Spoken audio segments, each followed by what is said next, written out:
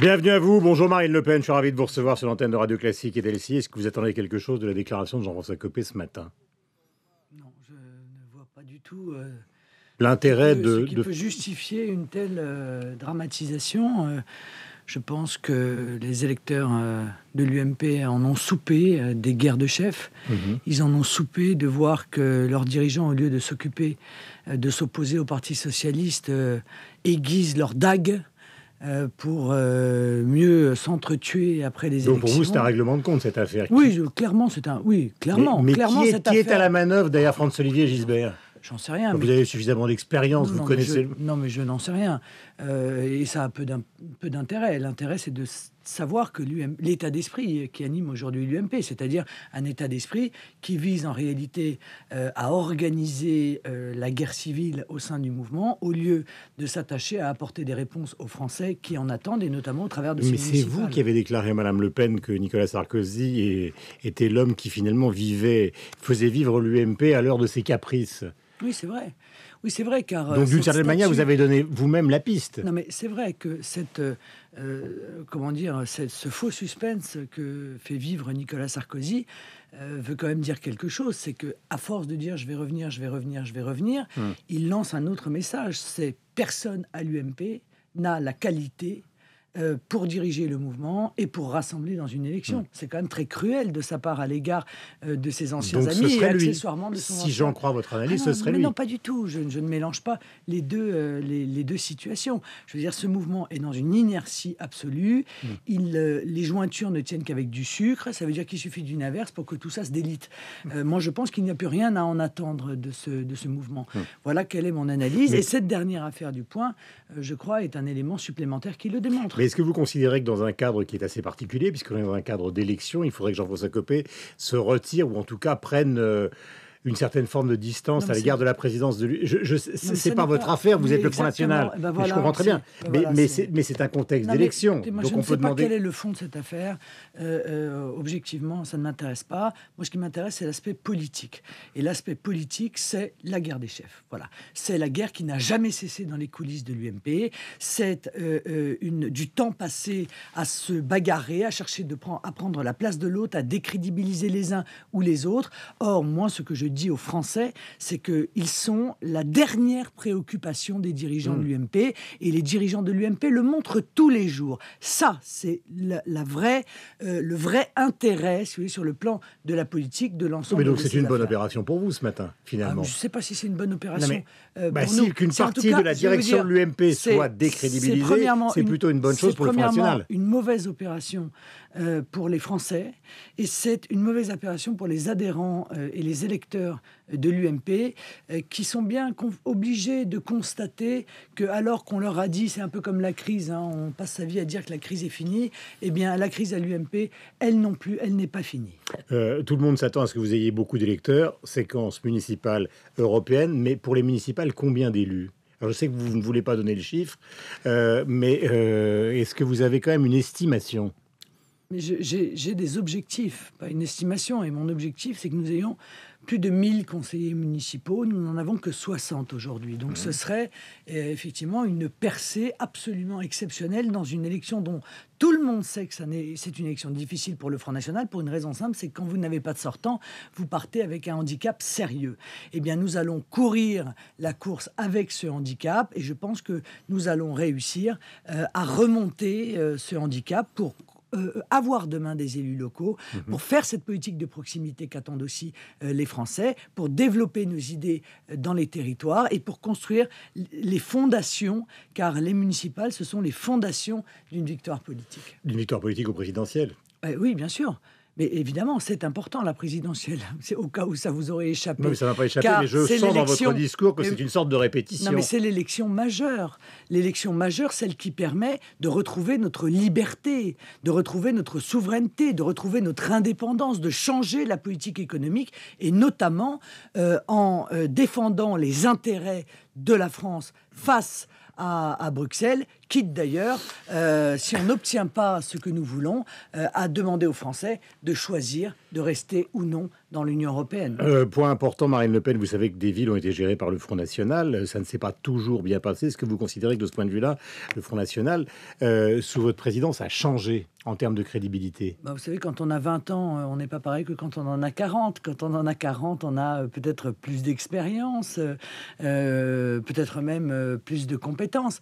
Mais on a dit beaucoup de choses sur ces villes en 95. Il y a eu des comportements personnels de la part de certains maires élus profondément condamnables. Et pour certains, d'ailleurs, ce sont leurs propres conseillers municipaux du Front National qui ont poussé à leur départ, compte tenu de la situation. Mais sur le plan financier des villes, moi, j'en appelle aux Français qu'ils se renseignent véritablement et ils verront que le ratio de dette avait baissé dans ces villes, que les impôts avaient baissé dans ces villes. Donc, je pense qu'on fait un faux procès. Alors, tout n'était pas parfait, c'est le moins qu'on puisse dire. Il y a eu des erreurs qui ont été commises, c'est le moins qu'on puisse dire. L'important, c'est d'en tirer expérience et de ne pas les renouveler. C'est l'engagement, évidemment, que je prends. À part Hénin Beaumont, qui est donné gagnant pour vous par l'IFOP, il faut être prudent avec les sondages. Est-ce qu'il y a d'autres villes qui vous paraissent à portée de la main? Oui, il y en a un certain nombre d'autres dans lesquelles mais je ne les citerai pas parce que ce serait me donner un éclairage sur elles et pas sur d'autres qui peut-être apporteront elles aussi des bonnes surprises. Vous avez quand même bien quelques idées. Non, mais non, monsieur Durand, car il y a une situation que vous ne mesurez pas, c'est qu'il y a beaucoup d'inconnus dans une élection municipale. Le taux d'abstention, le nombre de candidats qui arrivent au second tour, est-ce qu'ils vont se désister les uns pour les autres ou pas? Est-ce qu'ils vont rester en lice? Est-ce qu'ils vont se maintenir? Est-ce que nous arriverons en tête? C'est de la prudence ou un aveu de faiblesse? Non, c'est ni la prudence ni un aveu de faiblesse. C'est que je pense que l'élection doit se dérouler et qu'encore une fois, dans une élection municipale, il y a beaucoup d'inconnus, surtout lorsque la bipolarisation de la vie politique est brisée. C'est-à-dire, c'est plus un camp contre l'autre, c'est trois forces qui aujourd'hui sont d'importance égale et qui, par conséquent, vont dans beaucoup d'endroits se mesurer les unes aux autres. Est-ce que, comme à Hénin-Beaumont ou à Forbach, puisqu'ils l'ont annoncé avant même le premier tour, les candidats UMP vont appeler à voter pour les candidats socialistes, alors même qu'ils font mine de nous dire qu'ils les combattent, que le socialisme c'est épouvantable, que ça entraîne la ruine de la France. Et pourtant, vous voyez, à Forbach et à Hénin, par exemple, déjà le candidat UMP a dit qu'il appellera à voter socialiste contre le Front National. Bon, ce qui ne cesse de démontrer d'ailleurs la collusion qui existe entre ces deux mouvements. Parmi les analyses qu'on trouve ce matin dans la presse, il y en a beaucoup qui considèrent que finalement ces municipales pourraient être très, très, très difficiles, plus difficiles encore que prévu pour la gauche. Vous parlez même de déroute, vous. Oui. Est-ce que vous considérez que c'est ce qui va se passer pour François Hollande? Oui, je pense qu'ils vont subir une véritable déroute aux élections municipales et aux élections européennes. Et c'est sa responsabilité qui est en jeu. Et un remaniement n'y fera rien. Ah, rien du tout. Honnêtement, hein, si François Hollande pense que le mercato gouvernemental peut pousser des électeurs à aller voter pour eux, c'est qu'ils prennent leurs propres électeurs pour des benets, car ça ne changera strictement rien. Voilà. Et nous le savons, la politique ne changera pas avec un changement de ministre. En revanche, si effectivement la déroute est aussi importante que celle que j'imagine, et notamment aux européennes, je ne vois pas comment le président de la République peut éviter de dissoudre l'Assemblée nationale et revenir aux élections pour permettre au peuple français, avec la proportionnelle, d'élire une assemblée véritablement représentative, qui d'ailleurs remettra en cause un certain nombre de la coproduction UMPS par rapport à la construction européenne. Si je prends cette hypothèse, est-ce que vous pourriez être candidate au poste de Premier ministre? Non, je ne vais pas être candidate au poste de Premier ministre. Quand vous n'êtes pas candidate, c'est le président qui décide, mais voilà, si jamais... Bon. D'abord, et deuxièmement... Non, mais est-ce que c'est il faut bien qu'il y ait des hypothèses de travail, quand même. Oui, il y a des hypothèses de travail, bien sûr. Vous m'avez dit présidentielle, mais si vous parlez de dissolution, pourquoi pas avant? C'est une question que je vous pose. Oui, non, mais il peut y avoir une dissolution, il peut aussi y avoir... Ce sont des hypothèses. Hein. Oui, d'accord, mais si, lors d'une élection législative à la proportionnelle, le président de la République se retrouve avec, je ne sais pas moi, 100 députés, est-ce que lui ne va pas en tirer les conséquences? Car si c'est pour repartir dans une cohabitation, très honnêtement, ça n'est pas ce que le pays demande. Le pays demande d'avoir à sa tête une force qui sait où elle va, qui a fait le constat des problèmes du pays, qui a le courage de les prendre à bras-le-corps, et elle a besoin, évidemment, cette force d'être cohérente entre le président de la République et l'Assemblée nationale. Si je vous écoute, on a l'impression qu'on est plus dans une ambiance, pas dans une réalité constitutionnelle, mais qui est celle de la 4e République plutôt que la 5e République. C'est-à-dire qu'on s'acheminerait vers une sorte de présidence qui inaugure... Oui, non, mais c'est pas du tout, c'est pas du tout ce qu'il faut. Moi, je suis attaché au fonctionnement de la cinquième. Donc, si c'est pour avoir un président qui inaugure les chrysanthèmes et qui coupe les rubans, ça n'a strictement aucun intérêt. Voilà. Donc, il faut que les Français se mobilisent, que le peuple souverain s'avance. Voilà, pour reprendre les paroles d'un chant célèbre. Je vous trouve tranquille ce matin et la grande question qui peut se poser au plan européen, c'est est-ce que finalement ce que nous sommes en train de vivre sur le plan électoral n'est pas en train de cacher l'immense danger qui serait celui d'une guerre en Europe ? Il est beaucoup plus difficile maintenant pour nos dirigeants d'expliquer que l'Europe, c'est la paix. Parce qu'il y a quand même eu la Yougoslavie, aujourd'hui, il y a l'Ukraine. C'est pas la guerre encore, Dieu merci. Non, mais la menace. Oui, attention. Est-ce que c'est une menace, justement, qui vous paraît crédible oui, Non, attention avec ça. Il n'y a pas de guerre, mais on a joué avec le feu en Ukraine. Je pense que l'Union européenne, encore une fois, a cru voir un intérêt dans ces manifestations nombreuses qui se sont transformées en révolte, puis, en quelque sorte, en révolution d'une partie de l'Ukraine qui voulait rejoindre l'Union européenne. Ce qui est d'ailleurs tout à fait son droit. Il n'y a qu'un malheur, c'est que toute l'autre partie de l'Ukraine ne veut pas. Et c'est aussi son droit. Donc, elle a un peu jeté de l'huile sur le feu en faisant des promesses à l'Ukraine dont elle savait pertinemment qu'elle ne pourrait pas les tenir. Car dire à l'Ukraine aujourd'hui, vous allez adhérer à l'Union européenne, c'est un mensonge. Car les peuples européens ne veulent pas de nouveaux pays dans l'Union européenne, et même un certain nombre d'entre eux veulent sortir de l'Union européenne.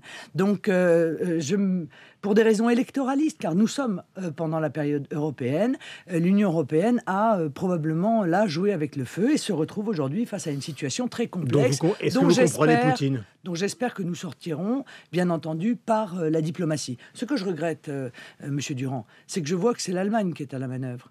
L'Allemagne, elle a, semble-t-il, de l'autorité et de la crédibilité. La France n'en a absolument aucune. Et ça, c'est malheureux, parce que mon grand pays à moi, et notre grand pays à nous, Français, qui avait cette voix particulière dans le monde, aujourd'hui, n'est que la petite voix cachée derrière celle des États-Unis. Et ça, c'est très regrettable. En 2008, c'est Nicolas Sarkozy qui avait fait plier Poutine. Est-ce que vous considérez aujourd'hui, finalement, que François Hollande s'est effacé ? Oui, mais ça, c'est ce qu'il vous a raconté, Monsieur Durand. Je pose...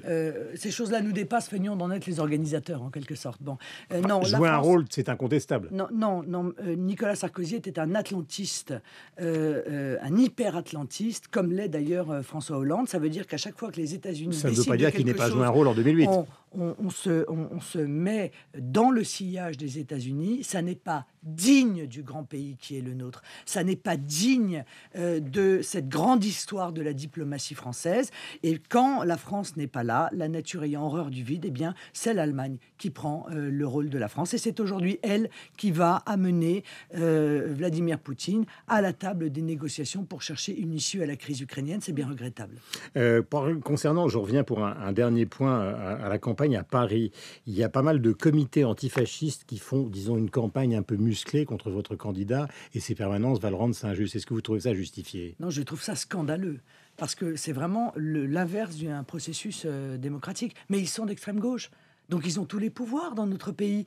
Ils sont protégés. Ils restent quand même sur l'idée que le Front National est un parti fasciste. Non, mais ils sont protégés par M. Valls. Ce sont eux qui se comportent comme des fascistes, qui agissent par la violence, qui se baladent avec les photos de nos candidats dans la poche en menaçant de s'attaquer physiquement à eux. Ce sont eux qui brisent nos permanences. Et c'est le cas en Bretagne aussi. Ça a été le cas à Nantes, ça a été le cas à Rennes, ça a été le cas 5 fois à Saint-Brieuc. Et ceux-là, ils le font dans une impunité totale parce que le ministre de l'Intérieur a une complicité idéologique avec ces groupes fascisants d'extrême gauche. Et donc, vous considérez que l'accusation qu'il vous porte encore une fois, qui est celle d'être une organisation fasciste, est absurde. Oui, mais ça a toujours été ça. L'extrême gauche a toujours fait cela. Comme elle ne peut pas lutter sur le terrain des idées, elle insulte, elle joue l'amalgame et elle reproche à, soi-disant, leurs adversaires les comportements qui sont en réalité les siens, c'est-à-dire le refus de la démocratie, la violence, l'attaque physique, le fait d'empêcher les adversaires de prendre la parole dans des salles. Moi, je suis aussi confronté à cette situation, sans, semble-t-il, encore encore une fois, que le ministère de l'Intérieur ne prenne les dispositions pour dissoudre ces groupes, car que les choses soient claires, à chaque fois qu'ils ont manifesté, et ça a été le cas à Nantes, ce sont les mêmes, ils ont tout cassé, brûlé sur leur passage, et les inscriptions sur les murs après leur passage, c'était un flic égale une balle. Et bien que ces gens-là ne soient pas dissous par Manuel Valls, démontre que ce ministre de l'Intérieur est un homme dangereux. Merci beaucoup Marine Le Pen, bonne journée.